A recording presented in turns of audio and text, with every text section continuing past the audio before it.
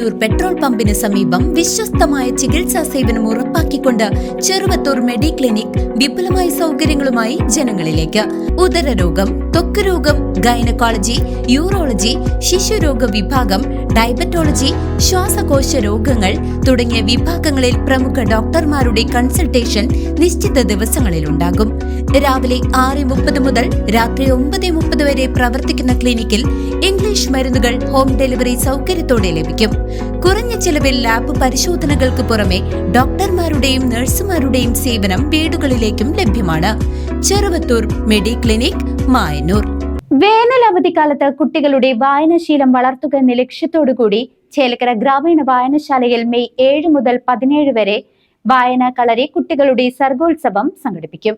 കുട്ടികളുടെ അവധിക്കാലം അറിവിന്റെയും സംസ്കാരത്തിന്റെയും പാതയിലാക്കുക എന്ന ലക്ഷ്യത്തോടെ ചേലക്കര ഗ്രാമീണ വായനശാലയിൽ വായനാ കളരിയും സർഗോത്സവവും സംഘടിപ്പിക്കുന്നു.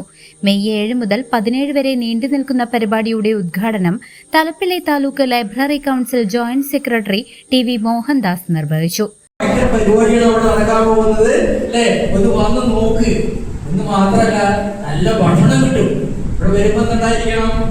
നിങ്ങൾക്ക് രുചികരമായുള്ള ഭക്ഷണം കിട്ടണം അല്ലേ? നല്ല നല്ല പരിപാടി തന്നാവുള്ളൂ, പ്രതീക്ഷിക്കാം അല്ലേ? മുൻകൂട്ടി പറയണം. അതേപോലെ തന്നെ നമുക്ക് കൈ നിറയെ സമ്മാനങ്ങളും കിട്ടണം അല്ലേ?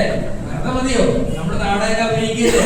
അപ്പൊ നമുക്ക് അതനുസരിച്ചുള്ള കൈ നിറയെ സമ്മാനങ്ങൾ, പഠനോപകരണങ്ങള് അല്ലെ, ട്രോഫികളാണെങ്കിൽ അത് അങ്ങനെ കിട്ടുന്നതിന്റെ ഭാഗമായിട്ട് ഓരോ ദിവസം കിട്ടിക്കൊണ്ടിരിക്കുകയാണ് കുട്ടികൾക്ക്. അപ്പൊ കുട്ടികളുടെ എണ്ണം കൂടിയിട്ട് 20 കുട്ടികളിൽ നിന്ന് 200 കുട്ടികളായിട്ടുള്ള വായനശാലകളുണ്ട് നമ്മുടെ പ്രദേശങ്ങളിലെല്ലാം.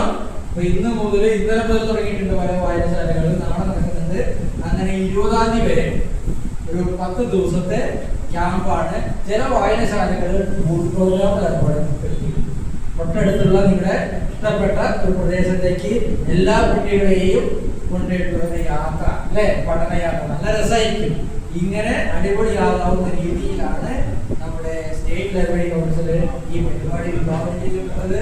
മറ്റുള്ള കാര്യങ്ങളിലേക്ക് ഞാൻ കിടക്കുന്നില്ല, കാരണം അതിന്റെ കൂട്ടുകാരുടെ കയ്യിൽ താക്കോലാരുടെ കയ്യിലാണ്, ഈ ടീച്ചർമാരുടെ കയ്യിൽ എന്ന നിലയ്ക്ക് ഞാനത് തുറക്കാൻ ശ്രമിക്കുന്നില്ല.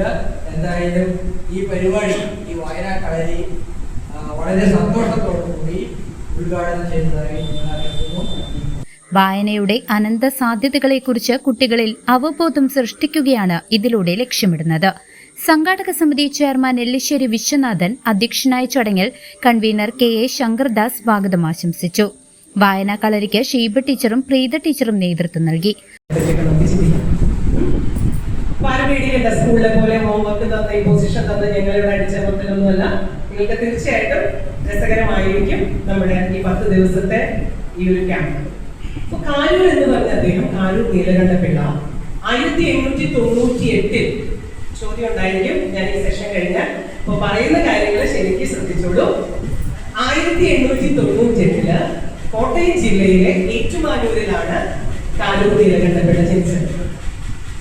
7ാം ക്ലാസ് വരെ അദ്ദേഹം പഠിച്ചു. 7ാം ക്ലാസ് വിദ്യാഭ്യാസത്തിന് ശേഷം അദ്ദേഹം സർക്കാർ ഉദ്യോഗസ്ഥരായിരുന്നു, ടീച്ചറായിരുന്നു. അപ്പൊ ആ ഒരു കാലഘട്ടത്തില് 1898 കാലഘട്ടത്തിലൊക്കെ ഒരു 7ാം ക്ലാസ് പാസ്സായി കഴിഞ്ഞാൽ അതൊരു അധ്യാപകനാവാം, മനസ്സിലായോ?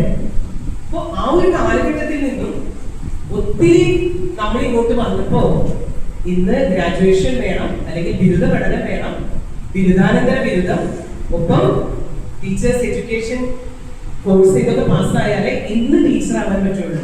പക്ഷെ അന്ന് 7ാം ക്ലാസ് വിദ്യാഭ്യാസം കഴിയുമ്പോഴത്തേക്കും അദ്ദേഹം ഒരു സർക്കാർ സ്കൂൾ അധ്യാപകനായി മാറി. അനന്തന്റെ യാത്ര എന്ന കഥ അവതരിപ്പിച്ചുകൊണ്ടാണ് കളരിക്ക് തുടക്കമിട്ടത്. തുടർ ദിനങ്ങളിൽ MT വാസുദേവൻ നായർ, വൈക്കം മുഹമ്മദ് ബഷീർ എന്നിവരുടെ പ്രശസ്തമായ രചനകളും ചേലക്കരയിലെ കവി NB നാരായണൻ മാസ്റ്ററുടെ കവിതകളും തുപ്പേട്ടന്റെ നാടകങ്ങളും വായനാ കളരിയിൽ ചർച്ചയാകും. പങ്കാളികള് അല്ലെങ്കിൽ നടത്തിപ്പുകാര് എന്ന നിലയ്ക്ക് കാണുന്നത് രണ്ട് അധ്യാപികമാരാണ്. കരിയർ മാർഗനിർദ്ദേശങ്ങൾ ഉൾപ്പെടെയുള്ള വൈവിധ്യമാർന്ന പരിപാടികളാണ് സർഗോത്സവത്തിന്റെ ഭാഗമായി ഒരുക്കിയിരിക്കുന്നത്.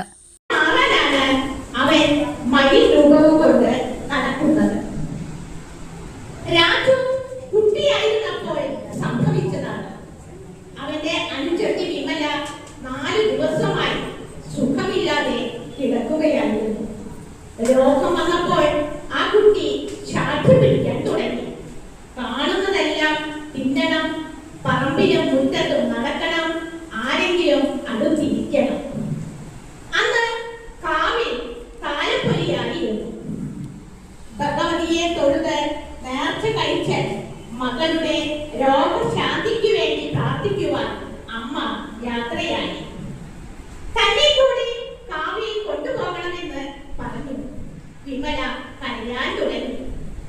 മകളെ സമ്മതിപ്പിച്ചിട്ട് പോകാൻ അമ്മ ശ്രമിച്ചു. News desk CCV.